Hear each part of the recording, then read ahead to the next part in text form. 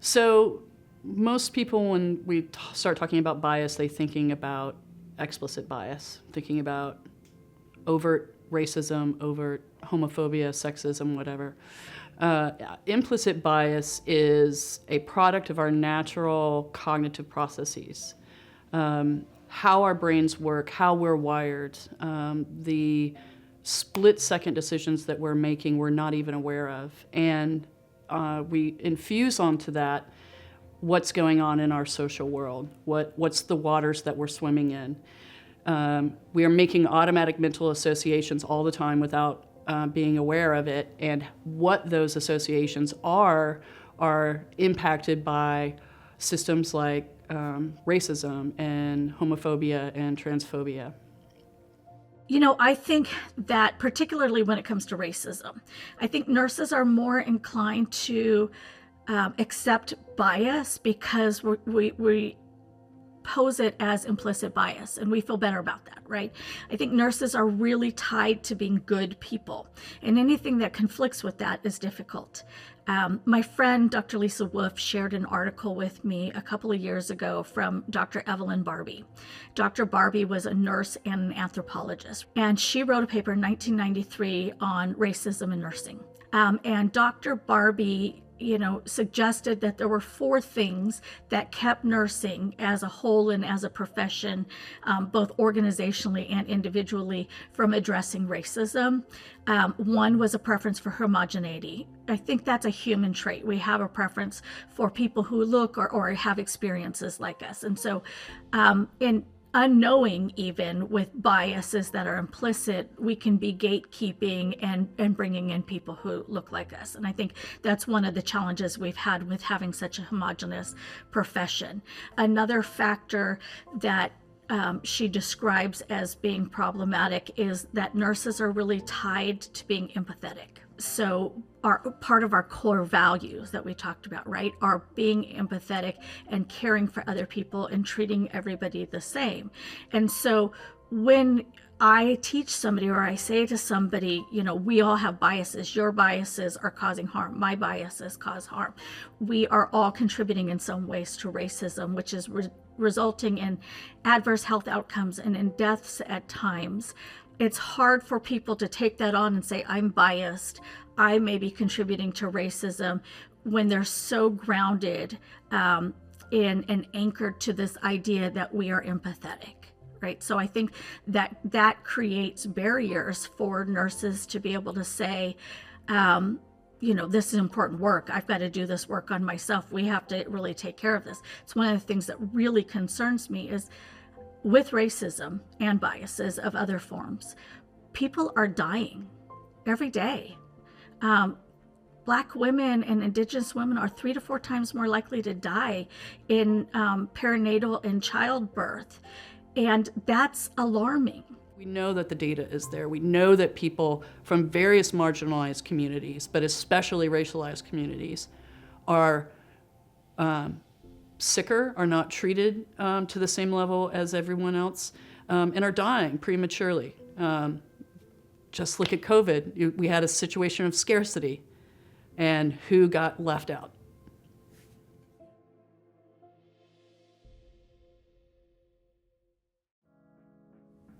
It's important to have the abstract conversations. It's important to understand our history. If we don't understand our history and the accurate history, not the history we've been told, everybody's history, having this deep understanding of how we got to where we are and why it is that I'm a good person, and I can also make all of these assumptions that I don't explicitly believe. That causes some cognitive dissonance with folks, right? We have to be able to have those conversations and then move to action because people's lives depend on it. What we can teach about anti-racism to nursing schools is to learn the history. History is so important in nursing and in the healthcare system.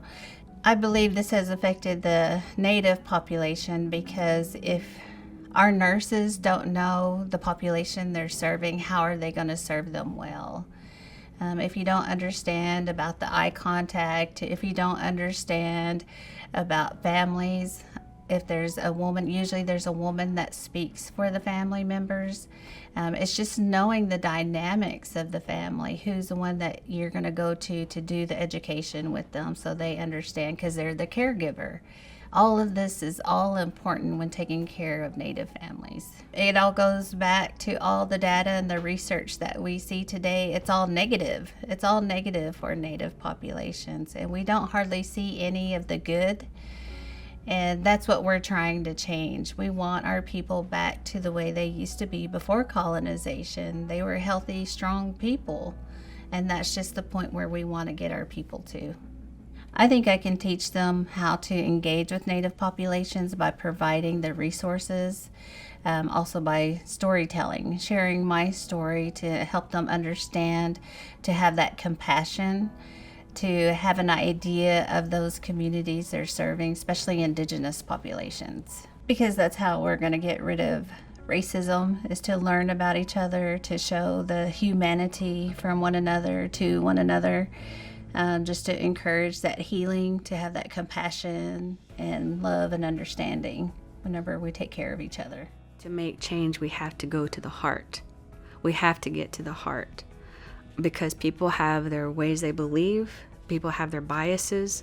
Sometimes they're not even aware of them. Sometimes we have trauma that we don't even know we're aware of. I've seen it in myself later. But when we speak to people's hearts, that makes them think, because that's what helps control our body, is our heart. Our heart and our mind is a part of wholeness. I feel like that's the same way, even literally speaking, get to the heart of the matter, and then we can come up with solutions. We're innovators by nature in our profession. We have to find workarounds all the time. Equipment's not working, you have to have that equipment.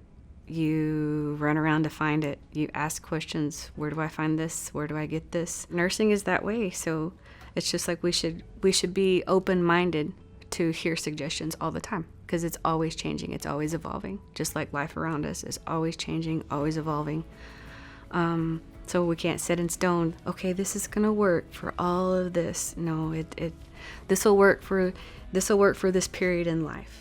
So when we identify with somebody and we understand their experience, we do a much better job of providing care. But when we're when we don't understand people, we don't do perspective taking, we don't empathize, that creates problems and allows bias to grow.